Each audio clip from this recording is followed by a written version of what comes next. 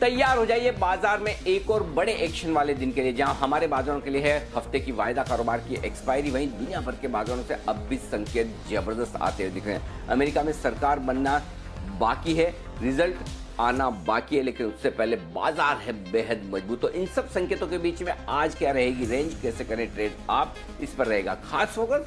Share बाजार live में आप सबका स्वागत है। नमस्कार, मैं हूं अनिल सिंघवी। और नमस्कार, मैं हूं दीपांशु भंडारी। इंतजार है अमेरिका में फाइनल वर्डिक्ट आने का, पर उससे पहले कई सारे और फैक्टर्स हैं जिस पर मार्केट्स की नजर है सर। तो पहले शुरुआत में बताइए कि आज के लिए बड़े ट्रिगर्स क्या दिख रहे हैं। जो बाइडेन के जीतने के आसार काफी मजबूती से नजर आ रहे हैं। सिर्फ 6 वोटों की और उन्हें जरूरत है और वो 270 के जादुई आंकड़े को पार कर जाएंगे, ये साफ नजर आ रहा है। तो बाइडेन काफी तेजी से लीड लेते हुए दिख रहे हैं। 4 राज्यों की गिनती बाकी है, देखते हैं क्या कुछ वहां होता है। इस बीच डाउ उतार चढ़ाव के बीच बेहद मजबूती के साथ 350 अंकों से ज्यादा मजबूत बंद हुआ है। नेस्डेक 430 अंक उछलता हुआ दिखा है, ये कमाल होता हुआ दिख रहा है। गोदरेज कंज्यूमर, कॉनकोर समेत 4 वायदा कारोबार की कंपनियों के आज नतीजे, और कल देर शाम बाजार बंद होने के बाद आए हैं ढेर सारे नतीजे, स्पेशली वायदा कारोबार के शेयरों के, उस पर भी आज रहेगा फोकस। प्रधानमंत्री मोदी आज ग्लोबल इन्वेस्टर्स से बातचीत करने जा रहे हैं और बड़े इन्वेस्टर्स के साथ आज ये वीडियो कॉन्फ्रेंसिंग होगी, इस पर भी रहेगी नजरें शाम 6 बजे के लिए। जी दीप। बिल्कुल अनिल जी, तो काफी सारे ट्रिगर्स हैं आज के लिए सर, पर सबसे पहले जरा ग्लोबल एक्शन ही फिर से समझाइए। बाइडेन साहब फिनिश लाइन के बेहद करीब हैं। ट्रम्प साहब अब लग रहा है कि शायद मुश्किल होगा उनका प्रेसिडेंसी जीतना। इतनी वॉलेटिलिटी है, इतनी अनसर्टेनिटी है, पर बाजारों में ये तेजी बरकरार क्यों है? और कल भी हमने देखा डाउ में तो इंटरडे 800 अंकों का उछाल आया। तो ये तेजी समझाइए सर। ट्रम्प साहब हार रहे हैं, मार्केट के लिए पॉजिटिव माने जाते हैं, पर बाजार का उस पर कोई असर नहीं है। दीप, ये बड़ी इंटरेस्टिंग चीज है, क्योंकि है ना, पहले आम धारणा यही थी ट्रम्प जीतेंगे तो बाजार भागेगा, बाइडेन जीतेंगे तो बाजार गिरेगा, राइट।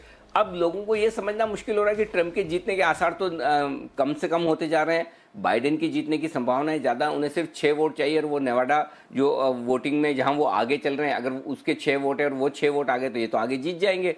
लेकिन उसके बावजूद बाजार क्यों बढ़ रहे हैं? इसका कारण ये है कि बाजार ये सोच रहा है कि अगर बाइडेन जीत भी जाते हैं, प्रेसिडेंट बन भी जाते हैं, तो जो वो करना चाहते हैं वो कर नहीं पाएंगे। ये बड़ा मतलब फनी लगेगा आपको कि जो प्रेसिडेंट बन रहा है और प्रेसिडेंट जो नहीं बनना चाहिए बाजार के लिए वो बन रहा है, लेकिन वो बन रहा है, लेकिन बनने के बाद वो नहीं कर पाएगा जो करना चाहता है। और ये क्यों हो रहा है वो बताऊं। क्योंकि अमेरिका में हमारे यहाँ जैसे लोकसभा और राज्यसभा है, वहाँ कांग्रेस और सीनेट है। तो सीनेट वहाँ का अपर हाउस है, राज्यसभा की तरह।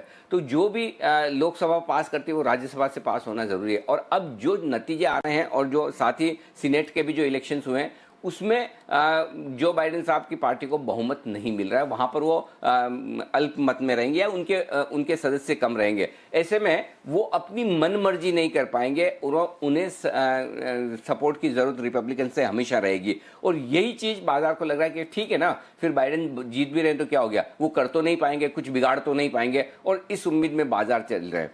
अब एक तरफ आप ये मानकर चल सकते हैं कि चलिए बाजार मान रहा है कि बाइडेन जीतेगा, लेकिन जीतने के बावजूद उतना खराब नहीं कर पाएंगे और यही अच्छा है। ऐसी सोच कब आती है आपके दिमाग में? ऐसी सोच आपके दिमाग में तब आती है जब आपकी जेब में पैसे हों और वो पैसे आपको लगाने हों। जब पैसे लगाने हो तो आपको है ना, बाजार गिरे तो भी लगाना है और बढ़े तो भी लगाना है, रिजल्ट अच्छा है तो भी लगाना है, रिजल्ट खराब आए तो भी लगाना है। और एग्जैक्टली यही होता हुआ दिख रहा है कि ट्रम्प साहब जीतते तो पैसा लगाना ही था, ट्रम्प साहब नहीं जीतते तो भी आपको लगता है कि बाइडेन जीत भी रहे लेकिन वैसा कुछ नहीं करेंगे तो भी लगाना है। ये है लिक्विडिटी जो अपना रोल प्ले कर रही है। और ग्लोबल मार्केट्स में इतनी लिक्विडिटी है कि वो लिक्विडिटी इंतजार कर रही है गिरावट आए। बस बात वही है ना, जब तक आप सोचते हैं कि गिरावट आएगी तब तक बाजार में आती नहीं है। बाजार में गिरावट तब आती है जब आपका लास्ट चेक, लास्ट पैसा लग जाए, उसके बाद करेक्शन आना शुरू होता है। अमेरिका में साफ तौर पर वही दिख रहा है, लिक्विडिटी हावी होती हुई दिख रही है। और जिन लोगों के पास पैसा है और भरपूर पैसा है, अमेरिका में जितनी लिक्विडिटी है, उसको देखकर साफ ये लग रहा है कि वो ये सोचकर चल रहे हैं कोई भी आए हमें तो पैसा लगाना है, अगर नीचे में मिले बहुत अच्छा, ऊपर में मिले तब भी लगाना है। और यही चीज राजनीति और मार्केट्स दोनों को कोरिलेट कर रही है। तो ये थोड़ा सरप्राइजिंग है लोगों के लिए, हमारे लिए, सबके लिए, कि बाइडेन साहब के जीतने के बावजूद बाजार बढ़ रहे हैं। लेकिन वही वाली बात है कि आप जीत भी रहे हैं लेकिन आपके ऊपर सीनेट का अंकुश है, आप मनमानी नहीं कर पाएंगे। जैसे ट्रंप साहब अपनी मनमानी नहीं कर पाए वैसे बाइडेन साहब भी अपनी मनमानी नहीं कर पाएंगे। ये संकेत साफ आता दिख रहा है और शायद यही वजह है कि बाजार मजबूत होते हुए दिख रहे हैं बाइडेन के जीतने के आसार बनने के बावजूद। लेकिन इसमें एक पेच है दीप, और वो ये कि अगर मामला कोर्ट कचहरी में फंस जाता है, जिसकी संभावनाएं दिख रही है, और अगर रिजल्ट जल्दी से ना आए, लंबा खिंच जाए, तो बाजारों को थोड़ा सा दिक्कत हो सकती है। फिर बाजार थोड़े सुस्त हो सकते हैं, करेक्ट हो सकते हैं, साइडवेज रह सकते हैं, इंतजार कर सकते हैं। तो अभी एक दो दिन तो आप ये मानकर चलें कि एक दो दिन भी क्या, मोस्टली आज सिचुएशन क्लियर हो जानी चाहिए कि क्या होने जा रहा है। लेकिन पॉइंट यही है कि स्मूथ ट्रांजिशन, आराम से एक नया राष्ट्रपति सीट पर बैठ जाए, ये सबसे ज्यादा जरूरी है। अब बाजार इस बात पर फोकस नहीं कर रहा कि ट्रंप बैठेंगे या बाइडेन बैठेंगे। अब अगला फोकस बाजार का जो होगा वो इस बात पर होगा कि आराम से बैठ जाते हैं या वाद विवाद होता है और मामला लटकता अटकता नजर आता है। अगर ये नहीं हुआ, आराम से बैठ गए, तो बाजार दौड़ जाएंगे। और आराम से बैठने की प्रोसेस में कहीं खलल पड़ा, बाधा आई, रुकावट आई, तो फिर बाजार वहां पर थोड़ा फिर से अपना अलग रिएक्शन देते हुए दिख सकते हैं। जी दीप। बिल्कुल अनिल जी, और हालांकि बाइडेन साहब आगे दिख रहे हैं, बट मैथमेटिकल पॉसिबिलिटी अभी भी है कि ट्रंप साहब जीत सकते हैं। और जैसे कि आप कह रहे हैं, अभी तो लीगल चैलेंजेस भी आने वाले हैं। विस्कॉन्सिन राज्य में ट्रंप साहब रिकाउंट की अर्जी भी डालने वाले हैं, तो वहां पर भी देखना पड़ेगा क्या असर होगा। पर सर, सवाल यही बनता है कि इवेंचुअली जब भी विनर आए, जल्दी आ जाए तो अच्छा है, बट थोड़े वाद विवाद के बाद भी इवेंचुअली जो भी जीतता है, ट्रंप साहब या बाइडेन, बाजार की क्या चाल रहेगी? क्या बाजार में ये माहौल बना रहेगा वॉलेटिलिटी के बाद? दीप, ये वैसे ही हाल है कि 2020 के मुकाबलों में आखिरी मैच खेले जाने तक भी ये पक्का पता नहीं होता, या आखिरी 2 मैच तक पक्का पता नहीं है कि 8 में से कौन सी 4 टीमें प्लेऑफ में पहुंचेगी। एकदम वैसा ही वाला मामला है। यहाँ पर भी 4 ही और स्टेट बचे हैं, और मैथमेटिक कैलकुलेशन के हिसाब से कोई भी जीत सकता है, अभी भी कोई भी जीत सकता है दोनों में से। बड़ी बात ये, पेंसिल्वेनिया में ट्रंप साहब की बढ़त है, 5 लाख बैलेट वोट हैं, वो पोस्टल बैलेट हैं, उनकी काउंटिंग को लेकर अभी भी क्वेश्चन मार्क है। वो बढ़त में होने के बावजूद उस पर सवाल उठा रहे हैं, इसका मतलब वो जानते हैं कि वहाँ मामला मुश्किल है। जहाँ तक बाजार की चाल का सवाल है दीप, इस बात से मैं बिल्कुल भी इनकार नहीं करता, और ये बिल्कुल भी ओवर कॉन्फिडेंस से नहीं होना चाहिए कि बाजार एक तरफा तेजी दिखाएंगे। जी नहीं, बिल्कुल भी नहीं। बाजार में वॉलेटिलिटी रहेगी, अभी भी रहेगी, जब तक कि तस्वीर साफ ना हो। क्योंकि दोनों तरफ के मुंह, हाँ, अगर ये क्लियर हो जाए कि नहीं, सत्ता का स्थानांतरण, एक ट्रांसफर जो हो रहा है पावर का, वो आसानी से हो रहा है, तब तो ठीक। लेकिन अगर वो आसानी से होने में रुकावट है तो बाजार वोलेटाइल रह सकते हैं, पहली चीज। दूसरी चीज ये है कि अब यहाँ पर दोनों तरह के व्यू बनेंगे। एक और वो व्यू होगा जो ये कहेगा कि बाइडेन साहब का जीतना बाजारों के लिए उतना अच्छा नहीं है, और ऐसे में बाजार वापस इलेक्शन के पहले और इलेक्शन के वक्त इतनी तेजी दिखा चुके हैं, तो थोड़ी प्रॉफिट बुकिंग आए।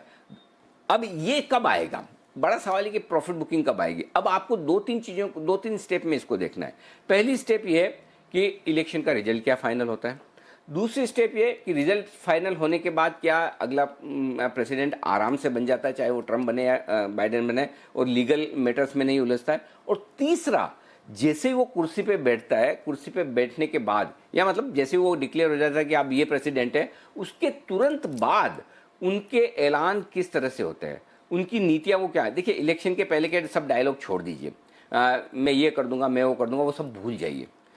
अगर बाइडेन जीते तो क्या वो अपना स्टैंड सॉफ्ट कर लेंगे कि नहीं भाई, मैं मार्केट अनफ्रेंडली नहीं हूँ, नहीं भाई मैं चाइना का दोस्त नहीं हूँ, नहीं मैं बाकी लोगों को जैसा मेरे बारे में सोचते हैं मैं वैसा नहीं करने जा रहा हूँ, और वैसा हो सकता है, कोई बड़ी बात नहीं, तो वो बाजार में तेजी भी ला सकता है। और लेकिन अगर वो कहे कि नहीं, मैं तो जो इलेक्शन के वक्त बोला हूँ वही करूँगा, मुझे इस बात से कोई लेना देना कि बाजार कहाँ जाता है, क्या होता है, तो फिर बाजार का अलग रिएक्शन होगा। तो मेरे लिए 3 चीज़ें बहुत अहम है। कौन बनता है, बनने में क्या ये ट्रांसफर आसानी से हो जाता है, और होने के बाद तुरंत उनकी जो पहली स्पीच होती है जिसमें वो पॉलिसी डायरेक्शन क्या देते हैं। इन 3 चीज़ों के दम पर बाजार अपनी दिशा तय करेगा, और ये 3 चीज़ें आपको मुझे किसी को पता नहीं है, और जो पता नहीं है उस पर बाजार का रिएक्शन आ सकता है, आएगा भी। जो नहीं पता है उस पर आएगा भी, ये चीज़ मानकर चलिए। जो पता है उस पर नहीं आता, लेकिन जो नहीं पता है उस पर बाजार का रिएक्शन जरूर आएगा। तो अगले कुछ सेशंस अभी भी बाजार में वोलेटाइल रह सकते हैं, उतार चढ़ाव वाले रह सकते हैं। इंट्राडे भी, जैसा आपने कल परसों देखा, ओवरनाइट भी, फ्यूचर्स में भी, सब तरह की चीजें आपको अगले कुछ दिनों तक और देखने को मिल सकती है, जब तक ये तीन चीजें साफ ना हो। जी दीप। बिल्कुल अनिल जी, तो नजर रहेगी, मार्केट एक्शन वॉलेटाइल रहेगा, बट फिलहाल अनिल जी हमने देखा है एसजीएक्स निफ्टी 12,100 के ऊपर इंट्राडे में जा चुका है। डाउ फ्यूचर्स ऑलरेडी इंट्राडे में 200 पॉइंट की स्विंग दिखा चुका है उतार चढ़ाव की, तो वॉलेटिलिटी तो दिख रही है सर, पर इस वॉलेटिलिटी में आज जो हमारी वीकली एक्सपायरी है उसका कितना अहम रोल रहेगा? आग में घी डालने जितना, बस, इससे ज़्यादा नहीं। तो मतलब एक्सपायरी भी आज इसी दिन आनी थी या इलेक्शन के रिजल्ट भी आज इसी दिन आने थे, तो नेचुरली स्विंग बड़े होंगे। लेकिन एक अच्छी चीज़ दीप जो है वो ये है कि कम से कम है ना, बहुत ज़्यादा पोजीशंस नहीं है इस वक्त, ओपन इंटरेस्ट कम है स्पेशली निफ्टी में, तो इसलिए बड़े स्विंग्स के आएंगे। लेकिन उन बड़े स्विंग्स में फिर भी पोजीशन कम होने में एक ये फायदा कि ट्रेडर्स ज़्यादा नुकसान ना करें, ये इसकी संभावना बनती है। अब कल की तेजी के बाद कुछ डेटा बड़े इंटरेस्टिंग है जो आपको ऊपर सावधानी की ओर इशारा भी कर रहे हैं। कुछ डेटा ऐसे हैं जो ये बता रहे हैं कि आपको नीचे के लेवल पर अच्छी खरीदारी हो सकती है। तो इसमें कोई डाउट नहीं है, आप दो चीज़ों पर बराबर नज़र रखेंगे। एक आंख आपकी होनी चाहिए डाउ फ्यूचर्स पर और दूसरी आंख होनी चाहिए आपको वायदा कारोबार की पोजीशंस पर, जो निफ्टी और बैंक निफ्टी में आपको देखनी है। तो दोनों तरफ बराबर फोकस और बैलेंस करके आपको चलना है। अब देखिए, ट्रिगर तो नेचुरली आपको ग्लोबल मार्केट से आते हैं, डाउ फ्यूचर्स से दिन भर आएंगे, लेकिन डाउ फ्यूचर्स के बदलाव के साथ आप किस लेवल को तोड़ते हैं, किस लेवल के पार निकलते हैं वायदा कारोबार में पोजीशन, उस लिहाज से ट्रेडर्स को अपनी पोजीशन को फिर से अरेंज करना पड़ेगा या ठीक करना पड़ेगा। तो मतलब पॉइंट ये है, संकेत डाउ फ्यूचर से लीजिए और डाउ फ्यूचर से जो भी संकेत आता है उस पर फास्ट रिएक्शन आपको एक्सपायरी की वजह से हमारे यहाँ आता हुआ दिखेगा। आमतौर पर जितना रिएक्शन आना चाहिए उससे ज्यादा रिएक्शन आएगा। इस लाइन को गौर से सुनिएगा, फिर से सुन लीजिए। आमतौर पर जितना रिएक्शन आता है डाउ फ्यूचर्स में उतार चढ़ाव की वजह से, उससे ज्यादा रिएक्शन आ जाएगा। नहीं तो मैं हमेशा ये कहता हूं कि जो अमेरिका में, अगर अमेरिका गिरेगा तो हम कम गिरेंगे, बढ़ेगा तो हम ज्यादा बढ़ेंगे, हमारी स्ट्रेंथ है। लेकिन आज जो रिएक्शन आएगा और स्पेशली सेकंड हाफ में वो ज्यादा वोलेटिलिटी रह सकती है। तो आपको डाउ फ्यूचर्स पे भी नजर रखनी है और हमारे डेटा पर भी, दोनों चीज एक साथ चलेंगी। जी दीप। बिल्कुल सर, तो नजर है डाउ फ्यूचर्स पर 200 पॉइंट की स्विंग हो चुकी है आज सुबह से अब तक, फिलहाल थोड़ा पॉजिटिव एक्शन दिखा रहे हैं। बाकी डेटा क्या बता रहे हैं सर, आज के संकेत क्या इंडिकेट कर रहे हैं?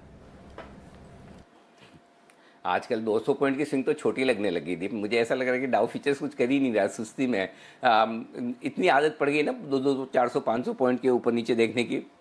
लेकिन फिर भी इन सब के बीच में ग्लोबल संकेत मैंने पॉजिटिव लिखे हैं, एफआईज और डीआईज के संकेत न्यूट्रल। आप सोचिए, कल बाकी सब लोग बुलिश थे लेकिन ये नहीं, ये दोनों ही न्यूट्रल आंकड़े जो आगे हम बात करेंगे। एफएनओ संकेत भी न्यूट्रल है, वो थोड़े कॉशियस से न्यूट्रल हुए हैं। सेंटिमेंट और ट्रेंड दोनों पॉजिटिव है। 11,725 11,825 ये 100 पॉइंट की रेंज आज तुरंत सपोर्ट के तौर पर काम करेगी आपके लिए। अगर इसके नीचे फिसले, वैसे तो फिसलने नहीं चाहिए, फिर भी मजबूत सपोर्ट जोन फिर 11,550 से 11,650 का निकल कर आता है।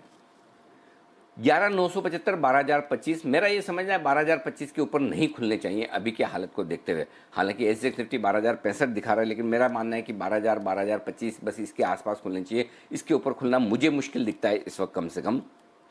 फिर भी अगर इसके ऊपर निकले तो 12,100 12,175 ऊपरी लेवल होगा जहां प्रॉफिट बुकिंग करनी चाहिए। बैंक निफ्टी 25,100 25,250 ये दिन का मजबूत सपोर्ट लेवल है। मैं आज बैंक निफ्टी में चाहता था 25,350 25,500 भी एक रेंज दे सकता था, जो भी बहुत दूर है, लेकिन पता नहीं जो भी मूव आएंगे बड़े आएंगे, तो इस लिहाज से सेफर साइड पर 25,100 25,250 को दिन का सपोर्ट मानकर चलें। 24,750 से लेकर 24,900 मजबूत बाय जोन है बैंक निफ्टी के लिए। 26,000 26,250 हायर रेंज जहां पर आपको प्रॉफिट बुकिंग आती दिखेगी। इसके पार निकल कर टिके तो 26,450 26,750 ये फाइनल टारगेट है बैंक निफ्टी के लिए, जहां पर आपको प्रॉफिट बुकिंग करनी चाहिए। जी दीप, ये है आपके लिए आज की बड़ी रेंज, बड़े जोन। जी बिल्कुल, तो ये तो रही आज की रेंज जहां पर आपको नजर रखनी है। दिन के हिसाब से क्या लेवल्स निकल कर आ रहे हैं सर? 11,825 12,025 ये दिन की छोटी रेंज दी है। अब छोटी भी आपको बड़ी लग सकती है, लेकिन है तो है मीडियम रेंज। 11,750 12,100 ज़्यादा संभावना है कि इसी रेंज में 11,725 11,750 दिन के लिए मजबूत सपोर्ट है, वहां रुक जाने चाहिए। 11,650, 12,175 किसी भी तरह की कोई बड़ी बात हो जाए, हो भी सकता है, यू नेवर नो। और एक्सपायरी का भी दिन है और रिजल्ट भी, तो आपके पास बड़ी रेंज हाथ में होनी चाहिए ताकि ध्यान रहे। बैंक निफ्टी 25,500 26,000 छोटी रेंज, 25,250 26,250 बड़ी मीडियम रेंज 1,000 पॉइंट की, 25,100 से 26,450 ये आज की बड़ी रेंज हो सकती है। इसमें भी और बड़ी करनी हो, चौथी दी नहीं मैंने, नहीं तो 26,750 तक चौथी जाती है, नीचे 24,750 तक आती है, यानी कि 2,000 पॉइंट की रेंज दीप निकल कर आ रही है बैंक निफ्टी में। अब आप देखिए ना क्या करेंगे 3 दिनों में, अगर बैंक निफ्टी इस तरह से तेज दौड़ लगाता है, कितना 1,800 1,800 और कल के 100 पॉइंट 1,900 पॉइंट भागा है 3 दिन में बैंक निफ्टी, तो फिर रेंज बड़ी निकलना स्वाभाविक है। तो ये आपके लिए रेंज है। अब आइए कल की तेजी में एफआईज ने अपनी तेजी की पोजीशन बढ़ाई नहीं, इंडेक्स में उल्टी घटाई है। आप देखिए 50% से घटकर 48% आए। इसमें दो चीजें हैं, पॉजिटिव देखना चाहें तो ये कि एफआईज नेट लॉन्ग बहुत कम है, भाई आके खरीदना तो पड़ेगा आपको, कब तक नहीं खरीदोगे? 48% लॉन्ग में एफआईज कब तक चलेंगे? लेना ही पड़ेगा। और अगर मार्केट ग्लोबल भाग गए तो आप आके खरीदोगे, 12,000 के ऊपर खरीदोगे, शॉर्ट कवरिंग करोगे, जो करोगे करोगे। ये पॉजिटिव साइड पे। नेगेटिव साइड पे क्या है, कल इतनी तेजी होने के बावजूद एफआईज अगर कॉन्फिडेंट नहीं है और खरीदना है, रुकना चाहते हैं, इवेंट को निकल देना चाहते हैं, तो फिर आपको ऊपर के लेवल पर सावधानी रखनी है। तो दोनों चीजें, ऊपर के लेवल पर एफआईज के इन डेटा के दम पर, नेट लॉन्ग के दम पर सावधानी रखनी है। नीचे आएगा तो एफआईज वापस शॉर्ट कवरिंग भी करेंगे, खरीदारी भी करेंगे। Put call ratio 5 basis point घटा है, कंफर्टेबल 1,54। विक्स 4% घटा है, कंफर्टेबल। ये आपके लिए सारे डेटा दीप। बिल्कुल, तो ये हैं आपके लिए कुछ अहम लेवल्स और एफआईज और पीसीआर की पोजीशनिंग जो आज के लिए इंपॉर्टेंट रहेगी। पोजीशंस के हिसाब से क्या करना चाहिए सर? एग्जिस्टिंग पोजीशंस है तो क्या ध्यान में रखें? दीप स्टॉप लॉस है ना, इतने दूर दूर आते हैं ना, क्या मैं बताऊं अब आपको। एक्चुअली देखा जाए तो क्लोजिंग पे सीधा 11,640 पे स्टॉप लॉस आता है। अब वो 11,640 इतना कौन रुकेगा 300 पॉइंट नीचे? तो मैंने छोटे स्टॉप लॉस दिए, छोटे भी आपको बड़े लग सकते हैं। 11,825 निफ्टी पर इंटरडे स्टॉप लॉस है, 11,725 क्लोजिंग बेसिस पर आप रख सकते हैं। बैंक निफ्टी एक ही स्टॉप लॉस दे रहा हूँ, छोटा दे रहा हूँ 25,450, क्योंकि मुझे बैंक निफ्टी में बड़ी रिस्क चाहिए ही नहीं। 25,450 आपको बड़ा लग सकता है कि 300 पॉइंट नीचे है, लेकिन मेरे लिए छोटा है। 25,450 आपका स्टॉप लॉस हो गया, ये आपके लिए। अब आइए एग्जिस्टिंग शॉर्ट पोजीशन अगर आपकी है तो 12,025 simple clear cut well defined stop loss है। 11,971 का अब तक का हाईएस्ट क्लोज मिला है आपको 23 मार्च के बाद, इसके ऊपर क्लोज होंगे और 12,025 को आप मान लीजिए 12,025-30 ये आपका लेवल हो गया। अब आइए बैंक निफ्टी 26,000 सिंपल एक ही लेवल, और जिनको और छोटा रखना है वो 25,900 रखो, नहीं तो राउंड फिगर 26,000 आपका स्टॉप लॉस है बैंक निफ्टी पर। जी दीप। बिल्कुल, तो ये है आपके लिए मौजूदा पोजीशंस के लिए इंपॉर्टेंट लेवल्स। नई पोजीशंस कैसे बनाएंगे सर, क्या सलाह दे रहे हैं? नई पोजीशंस कैसे बनाएंगे? खरीदेंगे निफ्टी। अब पॉइंट क्या है दीप की, खरीदना कहाँ है, ये इशू है। ये 11,750 से 825 लिखो, इसको 650 तक तो बहुत दूर हो जाएगा, 650 को रखना है आपको स्टॉप लॉस। 11,750 11,825 रेंज कर लीजिए खरीदारी करने की। माफ कीजिएगा, 11,750 11,825 ये आपके लिए रेंज है। 11,925 11,975 12,025 12,100 12,175 सारे ड्रीम टारगेट मैंने आपके लिए रख दिए। इन टारगेट्स के लिए आपको खरीदारी करनी है। और जो लोग शॉर्ट करना चाहते हैं, देखिए आपको 12,075 से अलर्ट होना है ऊपर की तरफ। 12,075 स्पॉट लेवल बता रहा हूँ। शॉर्ट करने का मन आप 12,100 125 से बना सकते हैं और 12,200 तक बेच सकते हैं। इस रन में 12,250 275 तक के जाने की जगह खुल सकती है अगर आज हम 12,000 के ऊपर क्लोज हो जाते हैं तो। 12,250 12,275 तक कहीं जाना चाहिए, तब आपको स्टॉप लॉस 12,300 का रखना है। 12,050 12,000 11,950 11,900 ये चार टारगेट नीचे की तरफ आप रख सकते हैं। बैंक निफ्टी खरीदना है। अब दीप देखिए 25,100 25,250 परफेक्ट बाय जोन है, फर्स्ट क्लास दिन के लिए ले ही लेना है। 24,900 स्टॉप लॉस है, जिनको छोटा लगाना है 25,000 का लगाएं, बाकी 24,900 लगाइए। 25,350 25,500 24,750 माफ कीजिएगा 25,750 25,850 ये चार टारगेट आपके ऊपर के हो गए, जिसके लिए आपको बैंक निफ्टी को खरीदना है। अब गैप से खुल रहे हैं और जो एग्रेसिव ट्रेडर हैं वो इंतजार थोड़ी करेंगे कि हम 25,125 250 आए तो। और एक बात और भी संभावना बनती कि जितनी वॉलेटिलिटी कल हो गई शायद उतनी आज तो नहीं होगी, बात तो ठीक है। तो फिर ऐसी सिचुएशन में आप एग्रेसिव ट्रेडर हैं तो 25,350, 25,500 आए तो वहां भी खरीद सकते हैं, वहां भी आप खरीद सकते हैं। वहां पर आपका स्टॉप लॉस होना चाहिए बिल्कुल छोटा, 25,200 का। ऊपर की तरफ के टारगेट बनेंगे आपके 25,750, 25,850, 26,000, 26,225 और 26,450 तक के टारगेट के लिए बैंक निफ्टी में आपको करनी है खरीदारी। जो लोग शॉर्ट करना चाहते हैं 26,450, 26,750 ये 300 पॉइंट की रेंज है, यहाँ पर आप शॉर्ट कीजिए और 26,800 का लगाइएगा स्टॉप लॉस। 26,250, 26,050, 25,900 और 25,800 के टारगेट के लिए आपको करनी है बैंक निफ्टी में बिकवाली का भी चांस ऊपर में लीजिए और खरीदारी नीचे का अच्छा लेवल मिले तो वो भी करना ही चाहिए, मिस ना करें। जी दीप। बिल्कुल, तो ये है आपके लिए नई पोजीशंस बनाने के तरीके और किस तरह के लेवल्स पर आपको नजर रखनी है। बैन में कोई स्टॉक नहीं है सर, पर FIS, DIS और वायदा कारोबार लंबे समय बाद देख रहा हूं कि तीनों के तीनों संकेत सर न्यूट्रल हैं। क्या समझना चाहिए? और कल तो एक्टिविटी भी थोड़ी कम रही, स्पेशली कैश मार्केट्स में। दीप न्यूट्रल इसीलिए कि एक्टिविटी नहीं है। देखिए आप एक चीज़ समझिए, कल FIS ने कैश में खरीदारी की 146 करोड़ की, बहुत छोटी है। घरेलू फंड ने 8 करोड़ की बिकवाली की, बहुत छोटी है। अच्छा, इंडेक्स में FIS ने 290 करोड़ के इंडेक्स बेचे हैं, जिसमें भी है ना शॉर्ट कम बने हैं, लॉन्ग अनवाइंडिंग ज़्यादा हुई है। क्योंकि मुझे लग रहा है FIS को भी थोड़ा सरप्राइज हो गया, अरे ये क्या, हमने कल ही 40 से 48% हमने अपने 2 दिन में 40 से 50% हम हमारी लॉन्ग पोजीशन लेके आए, और ये तो हमारी नसीब बन गई कि 10% हमने लॉन्ग बनाया इंडेक्स में, इंडेक्स तो भाग गया, तो चलो क्यों ना प्रॉफिट बुक करें। तो कल वहाँ पर प्रॉफिट बुकिंग, लॉन्ग अनवाइंडिंग काफ़ी होती हुई दिखी है इंडेक्स में, निफ्टी में स्पेशली। हाँ, स्टॉक फ्यूचर्स में अच्छी खरीदारी है 763 करोड़ की, और मुझे लगता है वो स्टॉक फ्यूचर्स में जो खरीदारी है दीप, वो शायद रिलायंस में ज़्यादा दिख रही है। कल आप देखिए, परसों हम बात कर रहे थे कि 1850 के नीचे बंद हो तो ही डरिए घबराइए, और एग्जैक्टली वहीं से घुमा है रिलायंस, ठीक है ना। और कल 75 पॉइंट बढ़ा, तो मुझे ऐसा लग रहा है कल के सेशन में रिलायंस में थोड़ी शॉर्ट कवरिंग FIS की तरफ से होती हुई दिखी। तो ये स्टॉक फ्यूचर्स में जो खरीदारी का आंकड़ा दिखा ना आपको 764 करोड़, वो 2-3 चुनिंदा स्टॉक में, और वो चुनिंदा स्टॉक जिनके रिजल्ट्स आ रहे हैं या जिन स्टॉक्स में रिवर्सल के संकेत आए हैं थोड़े बहुत, वहां पर खरीदारी होती हुई दिखी। इस लिहाज से ये आंकड़े सारे न्यूट्रल। अब आइए वायदा कारोबार में। आंकड़े छोटे हैं दीप, मतलब आप देखिए ना, ज़्यादा कुछ है नहीं। 12,000 के पार निकल कर टिकेंगे अगर आप, 12,000 पर हाईएस्ट ओपन इंटरेस्ट है, एक तरह से मान सकते हैं आप कॉल्स में 12,000 के पार निकल कर टिकेंगे तो करीबन 40-45 लाख शेयर निफ्टी पे शॉर्ट होंगे कॉल राइटर्स। वो इंतज़ार करेंगे कि अगर 12,000 के नीचे वापस आते हैं या नहीं, अगर टिक जाते हैं तो फिर थोड़ी शॉर्ट कवरिंग निफ्टी में वहाँ से आ सकती है। Point number 1।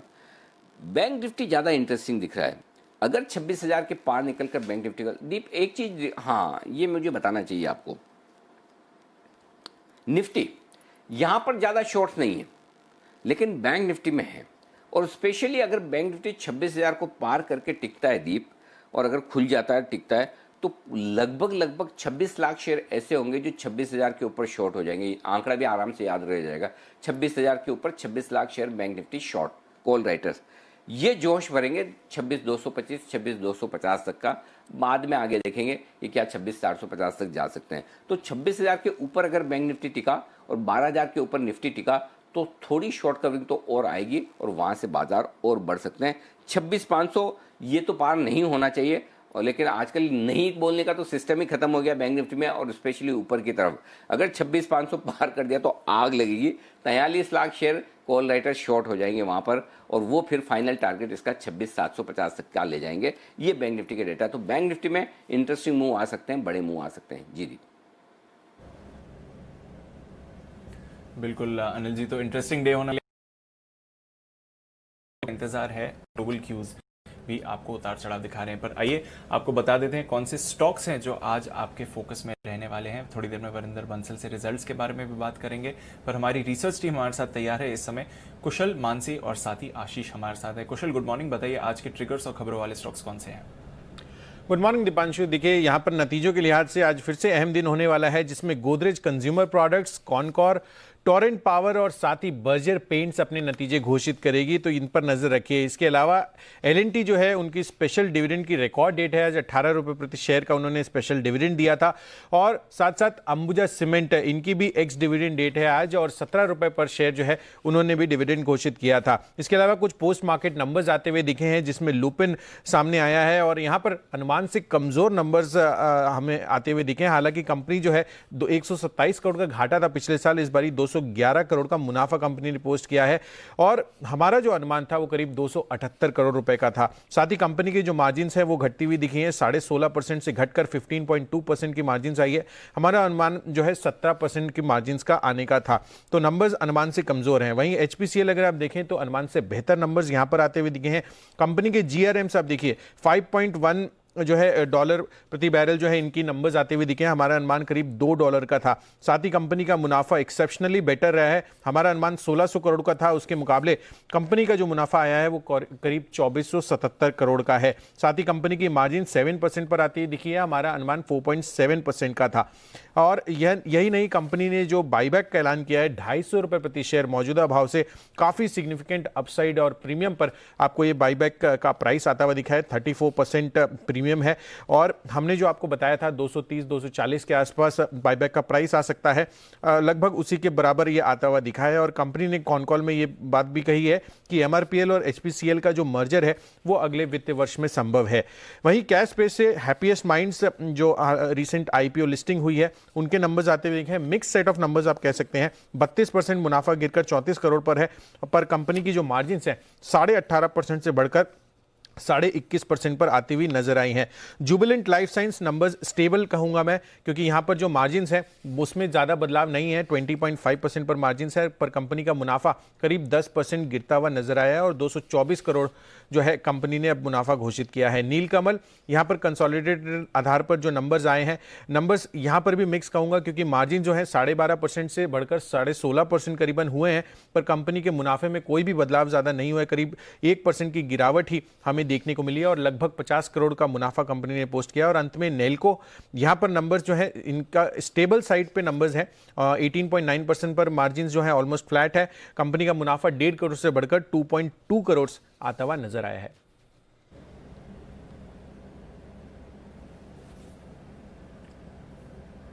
ओके, तो ये हैं आपके लिए कुछ अहम खबरों वाले स्टॉक्स। आइए मानसी से भी जान लेते हैं कुछ और स्टॉक्स जहां पर आपको रखनी है नजर। गुड मॉर्निंग मानसी, बताइए। Good morning Deepanshu. कल बाजार बंद होने के बाद थर्मैक्स के नतीजे आए। नतीजे अगर मार्जिन्स की बात करें, आय और मार्जिन्स में गिरावट दिखी, लेकिन मुनाफे में बढ़त जरूर रही। मिले जुले नतीजे हैं। आय करीब 29% गिरी है, 1605 करोड़ से 1141 करोड़ पर यह जाती हुई दिखी है। मार्जिन 8.2% से 7% पर रहे। वहीं मुनाफा जो है करीब 22% की बढ़त दिखा रहा है, 25 करोड़ से 31 करोड़ पर कंपनी का मुनाफा गया है। गति के नतीजे कमजोर रहे। कंपनी के रेवेन्यूज में करीब 22% की गिरावट दिखी। मार्जिन 4.1% से 6%। मार्जिन ने ऑफकोर्स यहां पर सरप्राइज किया, लेकिन पिछले साल भी नुकसान झेल रही थी और इस साल भी लॉस में है कंपनी। करीब 10 करोड़ का नुकसान कंपनी ने देखा है। अदानी ग्रीन अगेन मार्जिन ने सरप्राइज किया। इसके अलावा नतीजे कमजोर हैं। रेवेन्यूज के फ्रंट पर आय करीब 11% तक गिरती दिखी है। मार्जिन 56% से 82% पहुंचते दिखे और मुनाफे के फ्रंट पर 82% की गिरावट है। 102 करोड़ से कंपनी का मुनाफा जो है महज 17 करोड़ रह गया है। इसके अलावा कुछ खबरें हैं। आइनॉक्स लीजर और पीवीआर पर फोकस रखें, क्योंकि सिनेमा हॉल्स खोलने को मंजूरी मिल गई है। 5 नवंबर यानी कि आज से सिनेमा हॉल्स और मल्टीप्लेक्स थिएटर्स जो हैं वो खोलने की मंजूरी मिली है। महाराष्ट्र में आज से खुलेंगे। 50% क्षमता के साथ सिनेमा हॉल्स को खोलने की मंजूरी है। कंटेनमेंट जोन्स में ऑफकोर्स पाबंदी जो है वो जारी रहेगी, लेकिन इसके साथ ही महाराष्ट्र में योग सेंटर्स खोलने को भी मंजूरी मिलती हुई दिखी है। कोल इंडिया अक्टूबर में ई ऑक्शन के जरिए बिक्री में 190% का उछाल देखने को मिला है। बिजली क्षेत्र और अनस्ट्रक्चर्ड कोल खरीदारी से मांग बढ़ेगी। इस खबर के चलते कोल इंडिया पर फोकस रहेगा। ब्लॉक डील्स 2 है हमारे पास। मैट्रिमनी.com पर एसबीआई म्यूचुअल फंड ने 5 लाख शेयर 628 रुपए प्रति शेयर के दाम पर खरीदे हैं। वहीं CMDB2 ने 5 लाख शेयर 628 रुपए प्रति शेयर के दाम पर बेचे हैं। और अदानी पोर्ट्स में यूरो पैसिफिक ग्रोथ फंड ने करीब 2 करोड़ 57 लाख शेयर की बिकवाली की है 352 रुपए प्रति शेयर के दाम पर। चलिए, कई सारा फंड एक्शन है, नतीजों हैं और खबरें भी हैं जहां पर मार्केट्स रिएक्ट करेंगी। आइए अब आपको बता देते हैं आज ब्रोकरेजेस का क्या कहना है FIR में।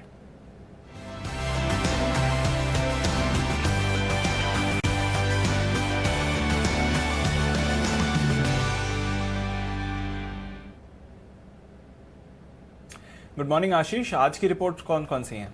Good morning Deepanshu. नतीजों पर ढेर सारी रिपोर्ट्स आई हैं। सबसे पहले आप देखिए पीएसयू दिग्गज स्टेट बैंक ऑफ इंडिया कल नतीजे आए थे, अच्छे नतीजे देखने को मिले थे और लगभग सभी ब्रोकरेज हाउस ने खरीदारी या फिर ओवरवेट की रेटिंग दी है। सीएलएसए ने रेटिंग जो है खरीदारी की दी है, लक्ष्य 310 से बढ़ाकर 330 कर दिया है, माफ कीजिएगा। यूबीएस भी खरीदारी की राय दे रहे हैं, लक्ष्य 260 से बढ़ाकर 275 कर दिया है। मैक्वारी सबसे ज्यादा बुलिश नजर आ रहे हैं क्योंकि इन्होंने 270 से बढ़ाकर 308 कर दिया है और नोमिरा ने भी देखे 230 से लक्ष्य को बढ़ाकर 275 कर दिया है।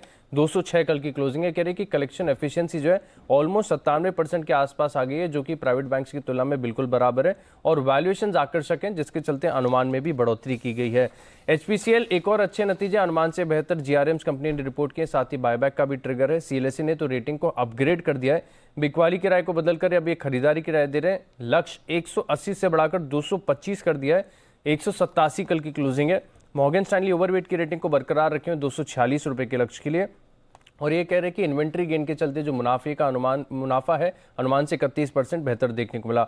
गोदरेज प्रॉपर्टीज बेहद निराशाजनक नतीजे आए थे, वहां पर सीएलएसए की रिपोर्ट आई है जहां पर रेटिंग को डाउनग्रेड कर दिया गया। आउट परफॉर्म की रेटिंग को बदलकर अब ये बिकवाली की राय दे रहे हैं। लक्ष्य जो है 990 रुपए से घटाकर 950 कर दिया है, 975 के आसपास की क्लोजिंग है। ये कह रहे हैं कि बिक्री बढ़िया हो रही है लेकिन फिर भी मार्जिन और कैश फ्लो में बिल्कुल सुधार देखने को नहीं मिल रहा है, जिसके चलते स्टॉक पर नेगेटिव है। यूनाइटेड स्पिरिट्स नतीजा है, जेपी मॉर्गन की रिपोर्ट है, न्यूट्रल की रेटिंग को बरकरार रखा है, 580 रुपए के लक्ष्य के लिए 510 रुपए जो है कल की क्लोजिंग है। मान रहे कि तिमाही दर तिमाही अगर आप देखें तो आय में बढ़िया रिकवरी देखने को मिली। और फिलहाल के लिए आखिरी रिपोर्ट है पीवीआर पर, आज से जो है महाराष्ट्र में सिनेमाघर करीब 50% क्षमता के साथ खुलने वाले हैं। सीएलएसए की इसके ऊपर रिपोर्ट आई है, खरीदारी किराए को बरकरार रखा है 1600 रुपए के लक्ष्य के लिए, 1111 जो है कल की क्लोजिंग है। तो ये है वो तमाम रिपोर्ट्स जिन पर आप करेगा फोकस और यहां पर रहेगा एक्शन।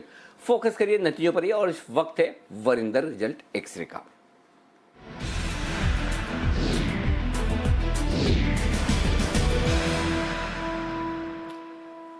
तो आज नतीजों की है लंबी लिस्ट, कुछ दिग्गज शेयर भी तो कुछ मिड कैप स्मॉल कैप भी है, लेकिन अच्छे नतीजों के साथ करते हैं शुरुआत। अच्छे नतीजे, ठीक सस्ते वैल्यूएशंस। बताएं वरिंदर, इस लिस्ट में कौन से स्टॉक्स आए हैं आज?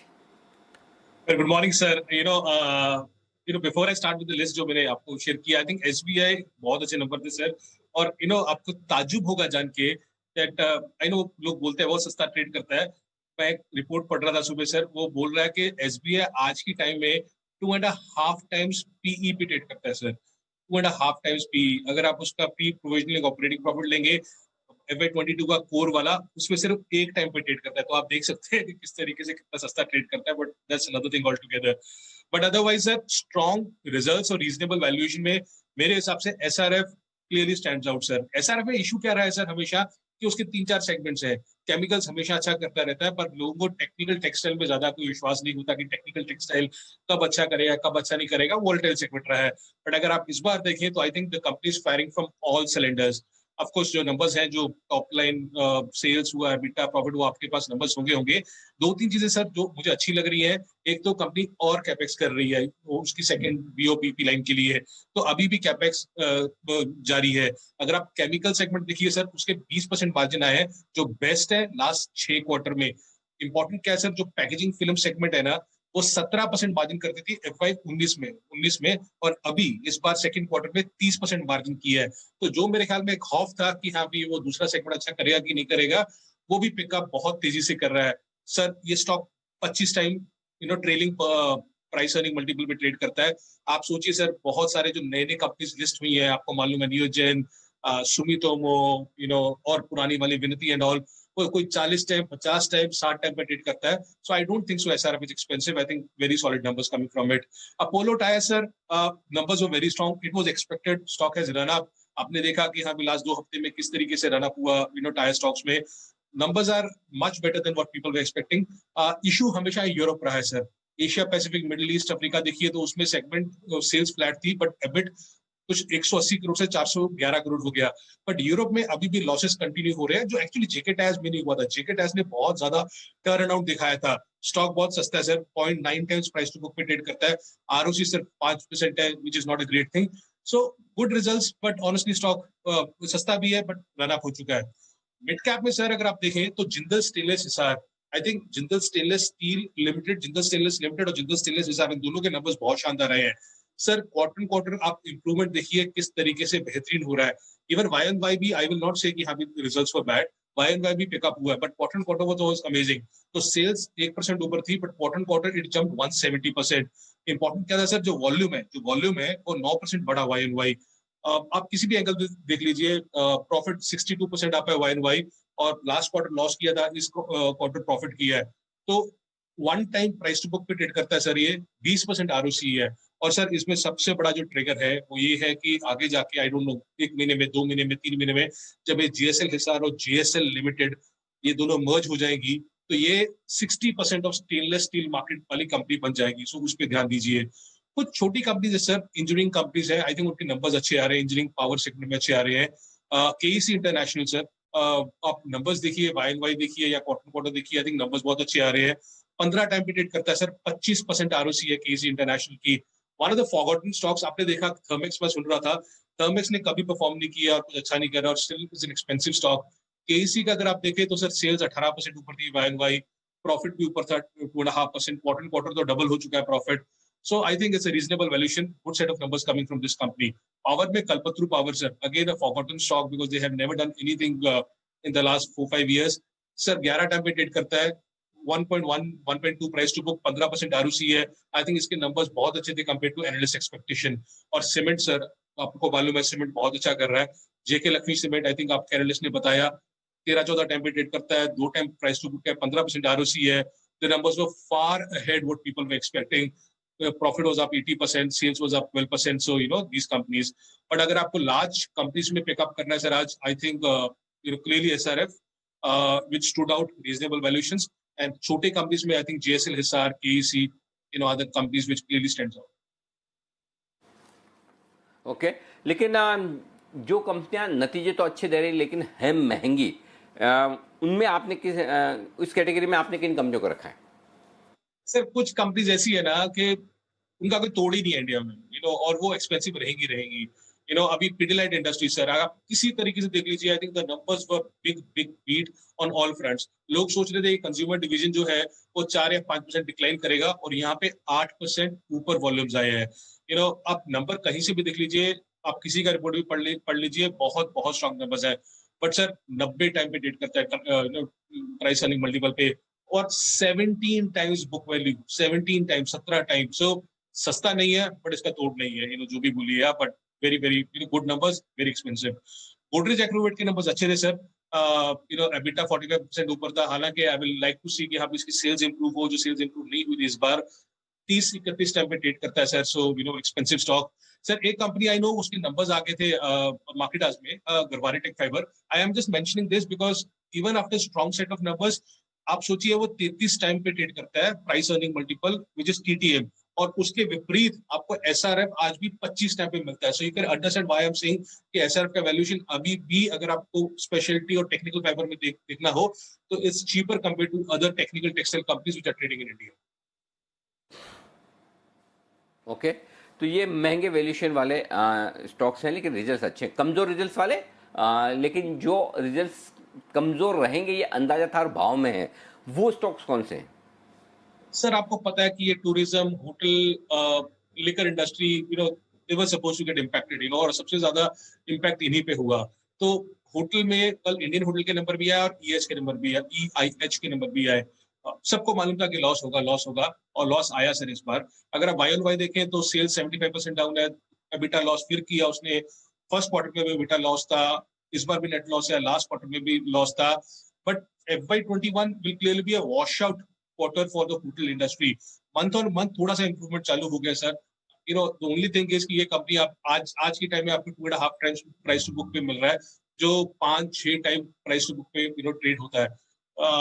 now whether it is priced in at this level, I tend to think it is priced in. So numbers खराब थे, weak थे, but whether it is in the price, I think Indian hotel उस category में डाल सकता हूँ मैं. United spirits है, अगर आप देखें तो इसमें एक्चुअली क्या है, सेल्स तो अच्छे आए हैं सर, बट मार्जिन हमेशा डिसअपॉइंट कर रहे हैं. मार्जिन एक्चुअली 2-3 क्वार्टर से डिसअपॉइंट कर रहे हैं. अगर आप इसका प्रीमियम एंड अबव सेगमेंट देखें तो ये सर 1% ग्रो किया. अगर आप परनॉड रिकॉर्ड का उनका नंबर्स देखें, वो 13% डिप किया था. So the company is doing much better in premium and above segment compared to the competitor. But margins is an issue here. Margins disappoint किए थे. अगर आप वो X वन ऑफ में निकाल दीजिए तो ग्रॉस मार्जिन कुछ 200-180 बेसिस पॉइंट नीचे थे. इंप्रूव किए क्वार्टर, बट मार्जिन में थोड़ा सा ज्यादा फोकस होना चाहिए. महंगा स्टॉक है सर, हमेशा से महंगा रहा है. प्राइस अर्निंग देखेंगे तो 100 टाइम से ऊपर है, प्राइस टू बुक देखेंगे तो 10 टाइम पे है. सो कोई सस्ता स्टॉक नहीं है, बट आई थिंक मार्जिन जरूरी है. So whether it is priced in और not, let's see it. People are saying कि अभी भी ये 30-35 टाइम 2 साल FY23 पे डेट कर रहा है. So that is what people are assuming. So I will put these companies की नंबर्स खराब है, बट क्या ये प्राइस्ड इन है कि नहीं है स्टॉक में, वो देखना जरूरी है. ठीक बात है. तो ये है आपके लिए नतीजों का पूरा विश्लेषण, न सिर्फ रिजल्ट्स बल्कि रिजल्ट्स के पीछे cash flows, balance sheet, margin, सब कुछ डिटेल के साथ, और साथ ही सबसे इंपॉर्टेंट वैल्यूशंस. आइए, शुक्रिया वरिंदर. फिर मुलाकात होगी आपसे कल सुबह तमाम नतीजों के साथ. आइए, तब तक हमारे एक्सपर्ट्स का पूरा पैनल हमारे साथ है, उनका करते हैं स्वागत. सेठी साहब, कुणाल जी, राकेश जी, वागले साहब, सुमित जी, किरण जी, सब हमारे साथ जुड़ चुके हैं. आप सबको गुड मॉर्निंग. शुरुआत करते हैं कुछ मजबूत स्टॉक्स के साथ जहां पर रिजल्ट्स बड़े दमदार आए. और SRF, किरण जी करिए इसी के साथ शुरुआत. बहुत ही तगड़े रिजल्ट्स नजर आ रहे हैं. आज स्टार ऑफ द डे हो सकता है SRF. चार्ट्स देखिए, बताइए कितना भागेगा. Good morning Anil ji, good morning दीप. जिस तरीके से चार्ट पैटर्न है, बहुत ही शानदार चार्ट पैटर्न है. हर करेक्शन में हायर टॉप हायर बॉटम बनाते जा रहा है, और अभी का नेक्स्ट रेजिस्टेंस जो है उसके ऊपर ही खुलने के आसार दिखाई दे रहे हैं. मेरा मानना है कि 4560 ये एक इंपॉर्टेंट लेवल है. इसके ऊपर कैजुअली ये खुल जाएगा, पर इसके ऊपर टिकना बहुत इंपॉर्टेंट है. ओपन ब्लू स्काई टेरिटरी में चला जाएगा और आउट परफॉर्मेंस बिल्कुल दिलाता नजर आएगा. ये काउंटर बहुत ही शानदार चार्ट पैटर्न है Anil ji. Okay, Apollo tyres, ये है वो स्टॉक जिसने बेहद शानदार और दमदार परफॉर्मेंस दिखाई है. और ये स्टॉक 2 दिन पहले ही सेठी साहब आपने रिकमेंड भी किया था खरीदारी करने के लिहाज से, आपकी शॉर्ट टर्म पिक के तौर पर. मेरे ख्याल से आपके टारगेट 148-150 के आसपास की थे. क्या है और क्या करना चाहिए इन नतीजों के बाद? क्या अगर किसी की तेजी की पोजीशन है तो, या फ्रेश खरीदारी भी करनी है क्या? Good morning Anil ji. बिल्कुल आपको ठीक याद रहा. इस स्टॉक को मैंने 2 दिन पहले in anticipation of good results, जिसमें जस्टिफिकेशन भी ये दिया था कि जेके टायर्स के नतीजे को देखते हुए अपोलो टायर्स के नतीजे भी बेहद ही शानदार होने चाहिए. 142-43 के लेवल पर रिकमेंड किया था. मेरा टारगेट था बहुत ही शॉर्ट टर्म में 155 का, जो कि मुझे लगता है आज बिल्कुल अचीव होना चाहिए. बेहद ही दमदार नतीजे हैं. तो इस स्टॉक में जिनका बहुत ही शॉर्ट टर्म का नजरिया है वो तो 155-160 के लेवल्स पे प्रॉफिट बुक कर सकते हैं. बाकी अगर आपका मीडियम से लंबी अवधि का नजर है तो इस स्टॉक में बने रहने की सलाह रहेगी. बहुत ही अच्छे नतीजे और ऑटो सेक्टर के लिए बहुत अच्छे टाइम चल रहा है. ओके, ये है आपके लिए अपोलो टायर्स पर आए. एक और दमदार नतीजे पीडीलाइट, वागले साहब आपका फेवरेट स्टॉक, और कल इसने भी दमदार परफॉर्मेंस दी है. आय 4% बढ़कर आई है, उम्मीद से बेहतर आय का आंकड़ा. कामकाजी मुनाफा 39% बढ़ा है, उम्मीद से कहीं ज्यादा. 363 करोड़ की उम्मीद थी, 581 करोड़ आए. हर एक फ्रंट पर पीडीलाइट के नंबर्स हैं जोरदार. चार्ट्स बताइए sir. Good morning Deepanshu, good morning. Pattern अच्छा है. पिछले 4 दिनों से कंसोलिडेशन चल रहा है और मुझे लगता है आज इसका ब्रेकआउट आ जाएगा. 1600 के ऊपर ये निकल जाएगा. 1660, 1680 तक की मूव मैं एक्सपेक्ट कर रहा हूँ 1 से 2 दिनों में. ऑन द डाउन साइड ये जब तक 1550 के ऊपर रहेगा कोई टेंशन नहीं है. मतलब करेक्टिव मूव आता है तो बाय करना चाहिए. मेरे हिसाब से नीचे का चांस तो मिलना नहीं है. ये आज 1660, 1680 के आसपास जाना चाहिए. ओके, तो ये है आपके लिए पीडीलाइट पर राय. ल्यूपिन, नंबर्स ठीक हैं, इसके भी नंबर्स अच्छे ही कहे जाएंगे, खराब नहीं है किसी भी लिहाज से, मजबूती है. सुमित जी, लुपिन के चार्ट्स देखिए, बताइए क्या करना है लुपिन में. Good morning Anil ji. अनिल जी, परसों 3 तारीख को हमने बाय का व्यू दिया था लुपिन के अंदर, और लुपिन वहां से तेजी दिखा रहा है और अभी यहां से और तेजी दिखाने को तैयार है. स्टॉक का इमीडिएट जो हडल है ऊपर में वो 960 रुपए का है. 960 रुपए का लेवल क्रॉस होते ही स्टॉक के अंदर 1000 प्लस के लेवल जल्दी ही देखने को मिलेंगे. तो लुपिन में जिन्होंने पोजीशंस बना रखी है वो अपनी पोजीशंस को होल्ड करें, और अगर कोई भी डीप आता है लुपिन में तो उसमें खरीदारी करें. स्टॉक का जो नीचे में सपोर्ट है 915, 920 के आसपास है. ये सपोर्ट को ध्यान में रखते हुए खरीदारी करके चलने का सलाह रहेगा 960 से 1000 रुपए के टारगेट्स के लिए. बंसल जी, आपके दिल्ली के बाद अब हमारी मुंबई में और महाराष्ट्र में भी मल्टीप्लेक्सेस आज से खुल रहे हैं. पीवीआर के चार्ट्स देखिए, बताइए. वैसे तो कल ऑलरेडी मजबूत हो चुका था, अंदाजा भी था कि 5 तारीख से खुलने वाले हैं. ये बताइए कि पीवीआर में खरीदारी करनी है या इंतजार. देखिए अनिल जी, इंतजार करना है, बट अनिल जी जैसे आपने बोला कि दिल्ली की तरह महाराष्ट्र में, मुंबई में भी मल्टीप्लेक्स खुल रहे हैं, तो अनिल जी दिल्ली में जो पीवीआर की टिकट का प्राइस है 99 रुपीज का, क्या दिल्ली की तरह मुंबई के भी मल्टीप्लेक्सेस 99 रुपीज की टिकट का दाम रखेंगे? और दूसरा अनिल जी, दिल्ली में 99 रुपीज प्राइस होने के बाद कुछ एक्शन नहीं हो रहा है, तो क्या वहां पर अनिल जी 99 रुपीज की टिकट होगी तो एक्शन होगा? ये तो फंडामेंटल सवाल है आपका। फंडामेंटल एक्सपर्ट है हमारे सेठी साहब जवाब दीजिए। क्या 99 रुपीज दाम रखा जाएगा और 99 रुपीज में लोग जाएंगे पिक्चर देखने? चलिए, अब मुश्किल सवाल है, सेठी साहब की तरफ पास कर देते हैं। जी sir. Anil ji sorry, could you please come back? मैं एक्चुअली कुछ फोन पे कुछ कर रहा था। अरे ये हमारे बंसल जी नहीं, कोई बात नहीं। बंसल जी कह रहे हैं कि आज से जो पीवीआर मतलब मल्टीप्लेक्स खुल रहे हैं मुंबई और महाराष्ट्र में, तो बोले दिल्ली में खुल गए लेकिन वहाँ पे 99 रुपये टिकट का दाम है, उसके बाद भी लोग जा नहीं रहे, तो क्या मुंबई में और महाराष्ट्र में जाएंगे क्या? तो ये मुश्किल लगा मुझे सवाल, तो मैंने आपकी तरफ ट्रांसफर कर दिया। नहीं अनिल जी, डेफिनेटली मुश्किल सवाल है, बट मुझे लगता है 99 रुपए में भी लोग बाग अभी नहीं जाएंगे। सबको डर है एक्चुअली, ये जिस तरह का माहौल है, तो कोई भी अपने आप को एक्सपोज नहीं करना चाहता, तो अभी भी थिएटर्स पे जाना लोगों को डर के कारण जाने में थोड़ी दिक्कतें हैं या जाना नहीं चाहेंगे। तो प्राइस से कुछ फर्क नहीं पड़ेगा, मुझे लगता है कि अभी भी लोगों को जाने में दिक्कतें होगी, मतलब नहीं जाएंगे लोग। मुझे इसमें कारण कुछ और नजर आ रहा है। इसमें 50% कैपेसिटी के साथ खुल रहे हैं, और बंसल जी अगर ये सोचते हैं कि भाई अगर एक सीट छोड़कर एक बैठना पड़े तो फिर पिक्चर देख के थिएटर में जाके देखने का क्या फायदा, फिर हम घर पे ही क्यों ना देख लें। मुझे लगता है बंसल जी सोशल डिस्टेंसिंग के चलते नहीं जाना चाहते हैं, बाकी तो आप सब समझ ही गए होंगे। बंसल जी अब चार्ट भी बता दो पीवीआर। वैसे तो आपकी बातों से लग रहा है आपका खरीदने का कोई इरादा है नहीं, लेकिन चार्ट में क्या सिचुएशन है बताइए सर। अनिल जी चार्ट्स पे कुछ भी नहीं अनिल जी दिख रहा है। एक रैली बनती है, फिर फिसल आउट हो जाती है, एक रेंज में ट्रेड कर रहा है। तो as of no Anil ji कुछ भी नहीं करेंगे ना। यहाँ पे चार्ट पे कोई संकेत है ब्रेकआउट होगा, ब्रेकआउट के बाद बाय करना है।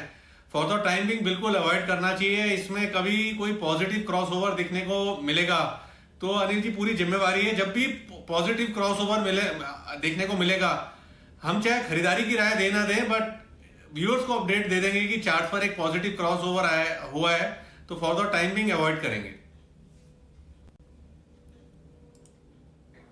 ये है आपके लिए पीवीआर पर आए। कुणाल जी, एचपीसीएल नंबर्स दमदार और साथ ही साथ बायबैक 250 रुपए का, उम्मीद से कहीं ज्यादा प्राइस पर बायबैक। एचपीसीएल 186 में मुंह में पानी आ रहा है सर।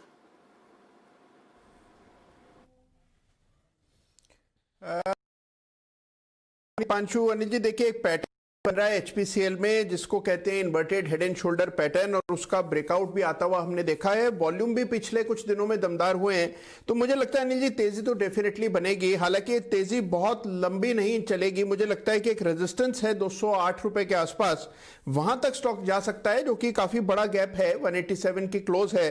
तो मुझे लगता है कि 208 तक की जगह बिल्कुल चार्ट्स पर नजर आती है, तो लॉन्ग करके चलना चाहिए। स्टॉप लॉस जो कल का डे लो है 182 के आसपास, वहां रखें, और 208 के टारगेट के लिए मेरी खरीदारी की राय।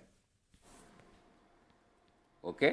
और आपको याद होगा जिस दिन एचपीसीएल के बायबैक का ऐलान हुआ, हमने 195 रुपए के पोजिशनल टारगेट के लिए आपको खरीदारी करने की राय दी थी। 190 का टारगेट था, बड़े दिनों बाद स्टॉक ऑफ द डे दिया था। 190 वहां से आ चुका था, और यही कहा था कि 182-83 जब भी वापस आए फिर से खरीदिए।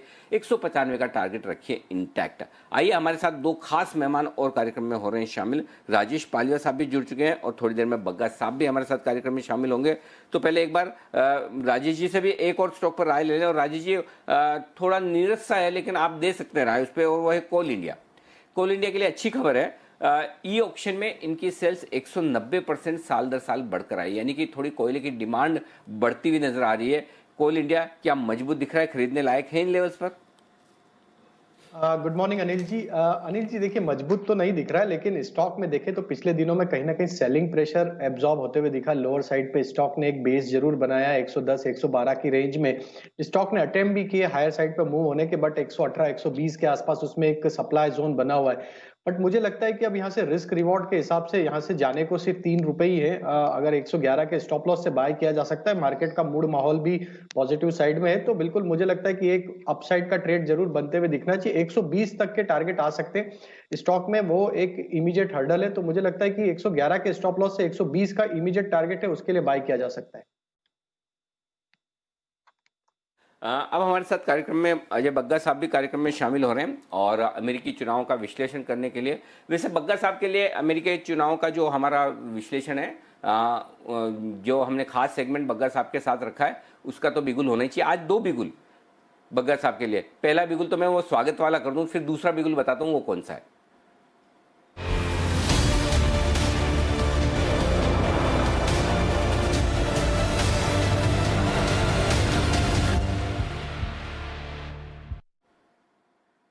सर गुड मॉर्निंग, स्वागत है आपका। हमारे पैनल में से कोई अंदाज दे सकता है दूसरा बिगुल कौन सा होना चाहिए बग्गा साहब के लिए? क्या बात कर रहे हो, गजब भाई साहब आप लोग यार, किसी को अंदाजा नहीं है। सेठी साहब बताइए। सेठी साहब। अनिल जी, कहीं ये कल जो एक अर्नब गोस्वामी जी का जो पिकअप हुआ, जो अरेस्ट हुआ, उस वायरल वीडियो में मुझे अजय बग्गा साहब नजर आ रहे थे, जो मैंने देखा गौर से। तो इज इट ट्रू? मैं उनसे कंफर्म करना चाहता हूँ। इट वाज लुकिंग लाइक नहीं, वो तो सही है, वो तो सही है।